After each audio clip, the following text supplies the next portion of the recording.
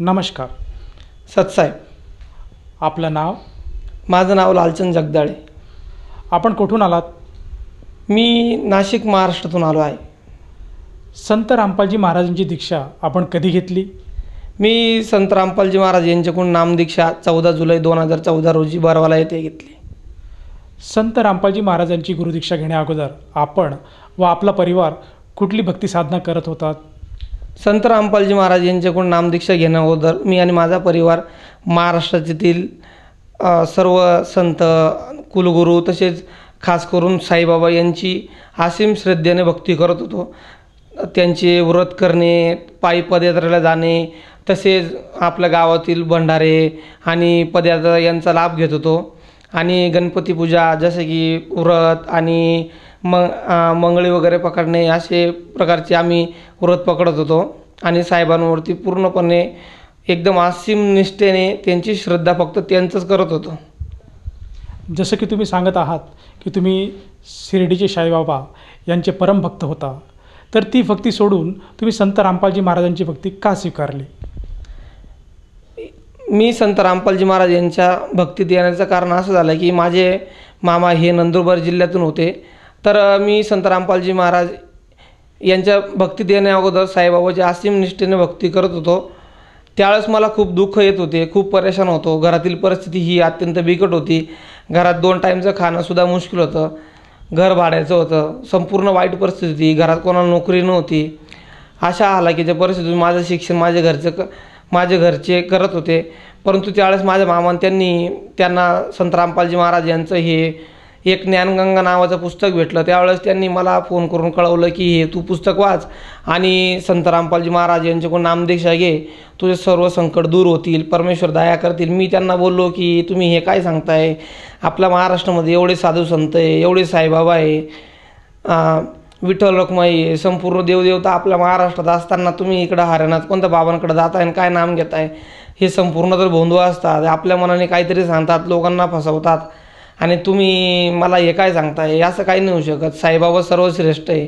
मग ते एक दिवशी ते माझे मामा आमच्या घरी आले आणि आल्यानंतर त्यांनी माझ्याशी बरेच परमेश्वराविषयी खूप ज्ञान चर्चा केली. त्यावेळेस मी त्यांना म्हणालो की तुम्ही एवढं काही सांगताय की परमेश्वर असा आहे तसा आहे, तर याला प्रमाण काय? तर त्यावेळेस त्यांनी मला संत रामपालजी महाराज यांनी लिहिलेलं ज्ञानगंगा नावाचं पुस्तक दिलं. त्यामध्ये मी स्वतः उघडून बघितलं की सर्व 4 वेद, 16 शास्त्र, 18 पुराण हे पूर्ण परमेश्वराकडे बोर्ड दाखवत आहे की तो पूर्ण परमेश्वर कोण आहे. त्याची भक्ती केल्याने संपूर्ण घरातील दारिद्र्य दूर होईल आणि आपलं मोक्ष होईल. पण तरी बी माझं मन मानत नव्हतं. मग मी त्यांना असं म्हटलं की आपलं एवढे भारतामध्ये एवढे संत आहे, त्यातले मी साईबाबांना एवढं सगळं मानतो, इतकं साईबाबांसाठी मी इतकं काय करतो आणि साईबाबा मला सगळं काय करतील. परंतु त्यांनी सांगितलं की आपल्या 4 वेदांमध्ये तर साईबाबांविषयी काही सांगितलेलं नाही. तो पूर्ण परमेश्वर तर कोणी वेगळाच आहे. तरी माझं म्हणणं ऐकत नव्हतं. एकीकडे मी ते ज्ञानगंगा पुस्तक वाचत होतो आणि आपल्या शास्त्रांचं मिलन करत होतो आणि एका साईडला माझ्या मनातील साईबाबांबद्दलची दृढ भक्ती ही पूर्णपणे वेगळी होत नव्हती. तर त्यावेळेस त्यांनी मला सांगितल्याप्रमाणे मी त्यांना म्हटलं की एक काम करा, चला तुमचे संत रामपालजी महाराज यांच्याकडून नामदीक्षा घेतल्यानंतर जर खरंच हे पूर्ण परमेश्वर आहे किंवा यांनी सांगितलेलं ज्ञान हे सगळं खरं असेल तर माझ्या घरातलं 18 विश्व आराध्य ही परिस्थिती असलेली, माझं घराचं परिस्थिती अत्यंत खराब आहे. ही परिस्थिती तुमच्या रामपालजी महाराज बदलू शकता का? मग मी नाम घेतो. मला तुमचे रामपालजी महाराज नोकरी लावू शकता का? आज समाजामध्ये एवढी खराब परिस्थिती झालेली आहे की लोकांना रोजगार नाही, नोकऱ्या नाही आणि तुमचे रामपालजी महाराज काय मला नोकरी लावून देतील का? तर ते म्हटले की हो, सगळं खाऊ शकतो, तू फक्त पूर्ण परमेश्वराची भक्ती कर, आपले जे शास्त्र सांगतायत त्यात सांगितल्याप्रमाणे तू वाघ, नियमांमध्ये राहा, परमेश्वरासाठी काही अशक्य नाही. मग मी त्यांच्यावरती विश्वास ठेवला आणि त्यांना चॅलेंज केलं, जर तुमचे संत रामपालजी महाराज जर मला सरकारी नोकरीला लावू शकता, जर त्यांच्यात एवढी पावर आहे, त्यांनी दिलेली भक्ती ही जर खरी असेल तर मी त्यांच्याकडून नामदीक्षा घेतो. परंतु त्यांनी माझं हे स्वप्न पूर्ण करावं, कारण माझं घरची परिस्थिती अत्यंत बिकट आहे. मला हा एकच पर्याय उरलेला होता. मग मी संत रामपालजी महाराज यांचं ते पुस्तक वाचत होतो आणि त्यांच्यासोबत जाऊन एक दिवशी बरवाला येथे जाऊन संत रामपालजी महाराज यांच्याकडून नामदीक्षा घेतली. जसं की तुम्ही सांगत आहात की तुम्ही शिर्डीच्या साईबाबांना खूप मानत होतात, परंतु ती भक्ती सोडून तुम्ही संत रामपालजी महाराजांची भक्ती स्वीकारली. संत रामपालजी महाराजांची भक्ती स्वीकारल्यानंतर आपण जे चॅलेंज दिलं होतं ते चॅलेंज पूर्णपणे पूर्ण झालं का? हो, मी संत रामपालजी महाराज यांना चॅलेंज केलं होतं की जर तुम्ही दिलेली भक्ती ही जर खरी, हे 4 वेद 16 शास्त्र 18 पुराण यात सांगितलेली तुम्ही जी भक्ती सांगताय हीच जर खरी असणार तर मला नोकरी लावून दाखवा. पण परमेश्वराच्या कृपेने संत रामपालजी महाराज यांच्या कृपेने मला महाराष्ट्रातील मुंबई उच्च न्यायालय या ठिकाणी शिपाई या पदावरती मला नोकरी लागली आणि सरकारी खात्यात मला नोकरी लागली आणि त्यावेळेस मला अधिक दृढ विश्वास झाला.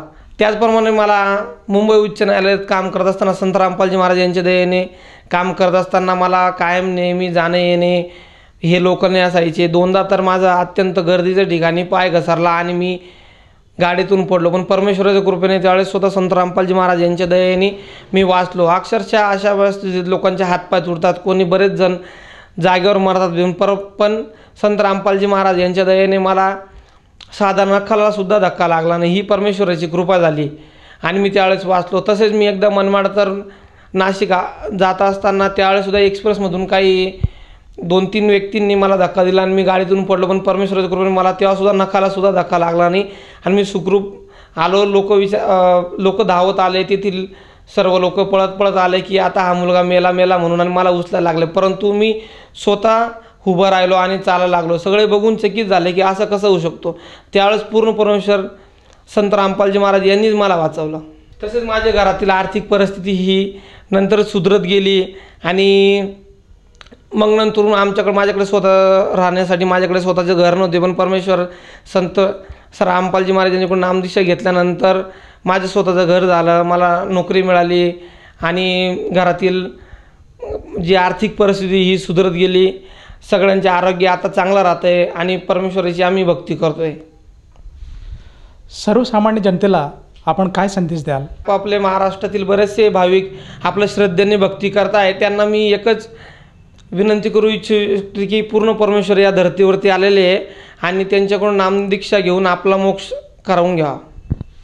संत रामपालजी महाराजांची दीक्षा जर कोणा व्यक्तीस घ्यावायची असेल तर ती व्यक्ती दीक्षा कशी घेऊ शकेल? संत रामपालजी महाराज यांच्याकडून जर नामदीक्षा घ्यायची असल्यास सध्या स्क्रीनवरती काही नंबर फ्लॅश होत आहे, तर त्यावरती फोन करून आपण महाराष्ट्रातील नामदान केंद्रांची माहिती घेऊ शकता. संत रामपालजी महाराज यांच्या दयेने संपूर्ण महाराष्ट्रातील खेड्यापाड्यात गावोगावी नामदान केंद्र उभारले गेलेली आहे. तिथून आपण फोन नंबरवरती कॉन्टॅक्ट करून नामदीक्षा घेऊ शकतात.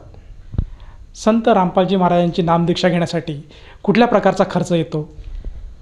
संत रामपालजी महाराज यांच्याकडून नामदीक्षा घेण्यासाठी कुठलाही प्रकारचा खर्च येत नाही, 1 रुपये लागत नाही. उलट नामदीक्षा ही पूर्णपणे मोफत दिली जाते.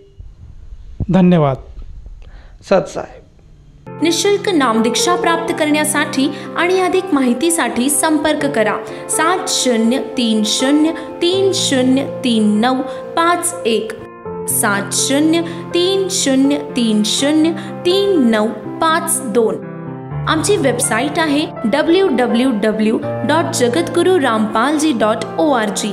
सर्व पवित्र धर्मांच्या पवित्र शास्त्रांवर आधारित प्रमाणित अनमोल पुस्तक ज्ञानगंगा किंवा जगण्याचा मार्ग यापैकी कोणतेही एक पुस्तक निशुल्क मागविण्यासाठी आम्हाला आपले पूर्ण नाव, पूर्ण पत्ता, पिनकोड सहित आणि फोन नंबर लिहून 7030303951 7030303952 या नंबरावर SMS करू शकता किंवा आम्हाला 7030303950 या नंबरावर WhatsApp देखील करू शकता.